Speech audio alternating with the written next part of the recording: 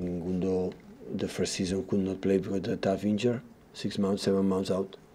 But always when he was able to play a lot of games, he's an incredibly important player. He knows what we want, he knows what we think about him, but the same other cases we spoke in the past, at the end the last decision is not in our hands. So we try to speak with him, we want him to extend the contract right now.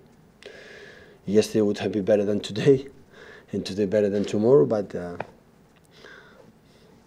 if he doesn't want, we cannot do anything else. If you want to be close to Liverpool, you have to win our games.